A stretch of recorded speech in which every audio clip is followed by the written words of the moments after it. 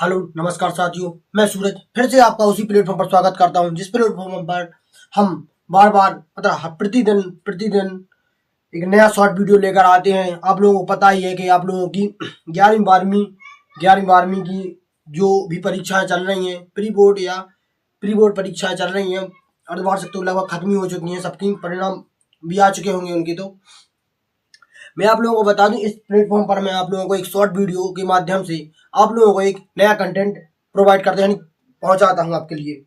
आप लोग इस चैनल को अधिक से अधिक सपोर्ट करें और अपने अपने भाई बंधुओं तक अधिक से अधिक शेयर करें। मैं आप लोगों को बता दूं, जब देश का विभाजन हुआ, देश के विभाजन से थोड़े हम आगे चलते हैं। जब हम 1947 में कुछ समय ही हुए थे, हमने आज़ादी प्राप्त की, अंग्रेजों को अपनी भारत भूमि से खदेड़ दिया और भगा दिया यहाँ से। तब जाके हमें एक आज़ादी मिली थी, शुरुआत ही चल रही थी आज़ादी की। उसी समय एक पाकिस्तान देश का निर्माण हो गया और एक म्यांमार देश का निर्माण हो गया। जब हम खाद्यान्न की कमी 1937 में, तब हम अंग्रेजों के गुलाम थे। 1937 में जब म्यांमार अलग हुआ तो हमारे यहाँ खाद्यान्न का भंडार बहुत कम हो गया, बहुत कम स्तर का अनुभव होने लगा कि खाद्यान्न की कमी निश्चित ही होगी। जब उसके बाद खाद्यान्न की कमी होने के साथ साथ यहाँ पंजाब और सिंध, जब उसी समय 1947 के समथिंग अपना संविधान लागू होने के समय पाकिस्तान एक देश का निर्माण हो गया। उसी समय ऐसा समझ में आने लगा मतलब पश्चिमी पंजाब और सिंध जो अपने भंडार मतलब अनाज के भंडार कहे जाते थे, वो पाकिस्तान के क्षेत्र में चले गए। और जब पाकिस्तान के क्षेत्र में चले जाने लगे तो ऐसा लगने लगा कि हमें खाद्यान्न की बहुत कमी हो सकती है। इसलिए खाद्यान्न की कमी म्यांमार से ही समझ में आ गई थी कि बहुत खाद्यान्न की कमी हो सकती है। फिर पंजाब और सिंध एक दोनों प्रमुख ऐसे क्षेत्र थे जहां हमें खाद्यान्न के भंडार कहे जाते थे। अब दूसरा कच्चे माल का अभाव है।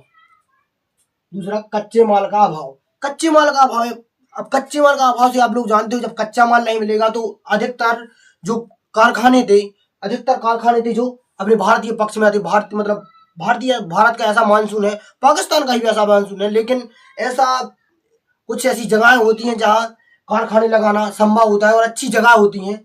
तो वहां अधिकतर जो कारखाने थे हमारे भारत में थे और जो कच्चा माल प्रोवाइड होता था, जैसे जूट जैसे कच्चा माल जो भी प्रोवाइड यानी प्राप्त होता था, वो बाहरी क्षेत्रों से यानी बाहरी देशों से प्राप्त होते थे। कुछ भी पाकिस्तान से भी प्राप्त होते थे। वहाँ की सरकार ने ज्यादा टैक्स लगा दिए तो हमें कच्चे माल का अभाव होने लगा। वहीं से हमें समझ में आने लगा हमारी इकोनॉमी नीचे जा रही है। फिर कुशल श्रमिकों का अभाव।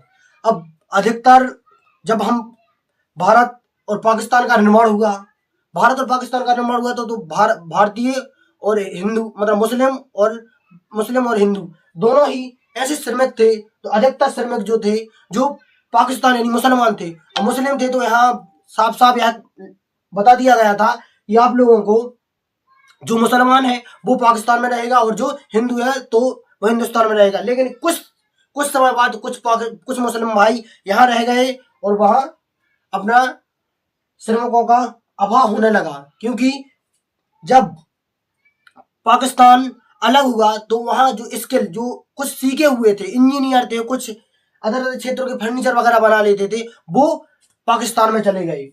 अब मांग का अभाव।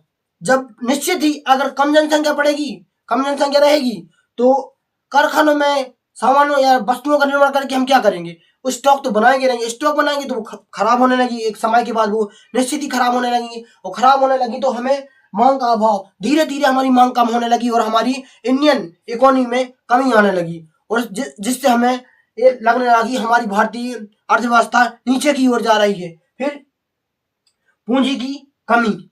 अब जब दो देश साथ ही 1937 में म्यांमार और पाकिस्तान अलग हुआ तो उसी समय पूंजी की कमी आने लगी। पूंजी की कमी इसलिए आने लगी कि जब पाकिस्तान अलग हुआ तो पाकिस्तान ने कुछ अटैक किए, कुछ युद्ध लड़े हमने।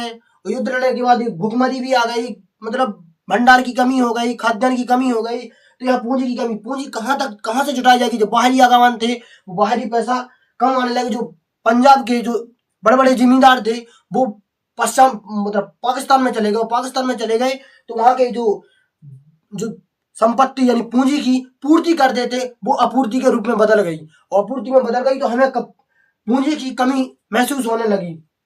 परिवहन की समस्या, और परिवहन की समस्या क्योंकि परिवहन की समस्या इसलिए हमारे सामने आने लगी क्योंकि जब हम उस समय सरवाइव कर रहे थे, जो पाकिस्तान अलग हुआ ही था, तो वहाँ हमारे यहाँ इतने बड़े प्रबल और बड़े प्रमुख प्रमुख मतलब उद्योग नहीं थे, कि उद्योग या कंपनी नहीं थी कि हम जल्द से जल्द अपने परिवहनों का निर्माण कर लें। परिवहन के रूप में वही थे जो पुराने पुराने बैलगाड़ी मतलब मवेशियों से सामान एक जगह से दूसरी जगह पहुंचाया जाता था। तो उस समय वही एक प्रमुख परिवहन था, या वाटर लेवल था, या पानी से परिवहन करते थे या सर्वाइव करते थे, जिससे हम एक जगह से दूसरी जगह सामान भेजने का कार्य करते थे। तो परिवहन की समस्या निश्चित ही बढ़ते बढ़ते फिर एक समय आया कि हमारे यहाँ उद्योग और बड़ी बड़ी कंपनी इंडस्ट्रीज लगाई गई, जिससे हमें परिवहन की समस्या का कम से कम सामना करना पड़ा। इसलिए हमें परिवहन की समस्या का सामना हुआ। धन्यवाद। मैं सूरज आपका फिर से अगले वीडियो में फिर से स्वागत करूंगा। आप लोग ज्यादा से ज्यादा इस वीडियो को शेयर करें और अपने दोस्तों भाई बंधुओं तक पहुंचाएं, क्योंकि ये अर्थशास्त्र की क्लास थी और शिवलाल अग्रवाल से पढ़ रहे थे। धन्यवाद। आप लोग इस वीडियो को ज्यादा से ज्यादा, मेरा फेसबुक पेज भी है और इंस्टाग्राम पेज भी है और यूट्यूब चैनल भी है। धन्यवाद।